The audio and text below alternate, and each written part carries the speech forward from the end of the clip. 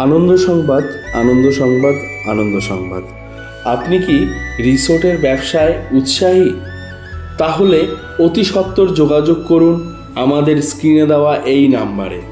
পুরুলিয়া অযোধ্যা পাহাড়ের কোলে মনোরম পরিবেশে রিসোর্ট করার জন্য আর দেরি নয়, এখনই যোগাযোগ করুন।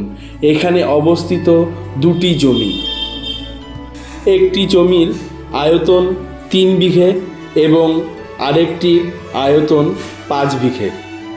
ইতিমধ্যে এখানে কিছু কনস্ট্রাকশন করাও আছে।